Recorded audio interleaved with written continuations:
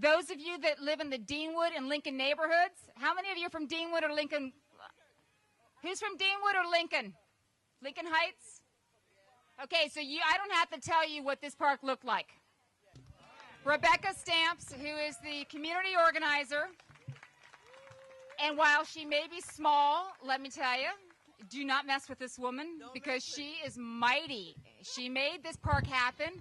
She made people sit up and listen. So Rebecca, tell us your experience of what it was like when you first came. When I first came out here, it was a lot of needles, a lot of trash, a lot of everything was just in disarray. And then Steve came along and started cleaning up. He had some people come in and plant some trees, clean up, and plant some grass and stuff. And that made it look so much better. And now we have this play park. This is so beautiful. You know, I was saying that I would love to see a place where the moms could go and take the children and just sit. You know, sometimes babies are a little upset and stuff. You rock them and just sit. And this is it. This is very nice. Thank you. Thank you, Rebecca. Thank you. Again, Rebecca epitomizes of what we want in all communities. Here's a woman who said enough, and then partnered with Steve Coleman, who you'll meet later, and together, just two individuals started this movement. I'm a doctor, and I've spent over 30 years taking care of patients in an office. And many of you may ask, what's a doctor doing at a playground opening?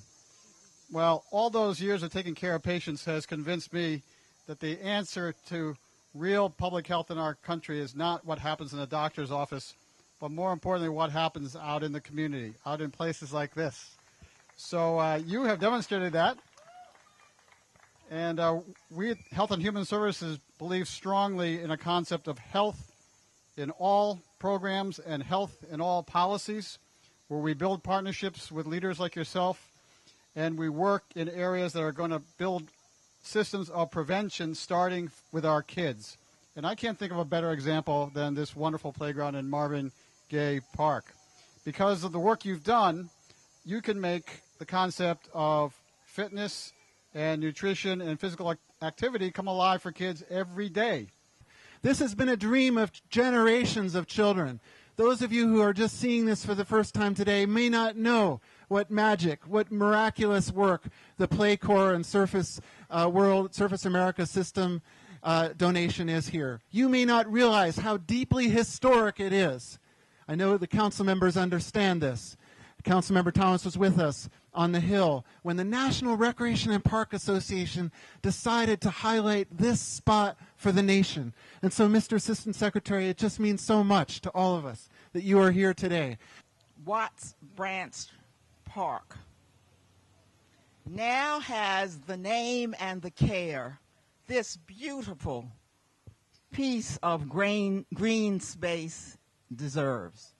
Finally has it, thanks to our own council members who are here, thanks to the DC Parks and Recreation, thanks especially to the National Recreation and Park Association, who commandeered thousands upon thousands of volunteers to come and help the community get rid of 2.5 million pounds of, crap, which had gathered here over the decades, and helped uncover the natural beauty of this park. Ward 7 has some of the most gorgeous greenland in the city. To hide any of it under trash was sacrilegious.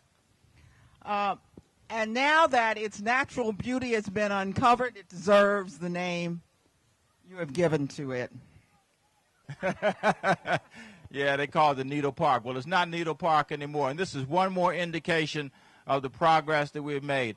Marvin Gaye was an internationally renowned, extraordinary talent, and it really is an honor to be able to memorialize him by having this park named for him and we want it to be the finest park in the world. And this is yet another step in that direction. In addition to that, I want to thank, was it NPRA, that is doing the research to help us document. We know experientially, we know anecdotally, the great experiences that our young people and our adults are having in this area now because of the renaissance of this park.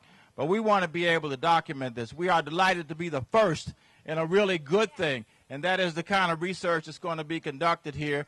We want it then to be disseminated widely, and we want people to come here to Ward 7 in the District of Columbia, to Marvin Gaye Park, to see how it is done. Thank you all very much. New playground means to me by Najee Johnson. It means that I can have something to play on and something to do. So when I walk home from school, I can stop and play. Then I can go to the Riverside Center and see Mr. Brown and Miss Autumn. My favorite thing about the playground is the swings and the twisting and the bouncy things. I think the new playground is cute and will make people happy. This is my playground, and I will take care of it. Where's Mr. Malloy? Mr. Malloy. Okay. Oh, watch your hands now. Ready. 1, 2, 3.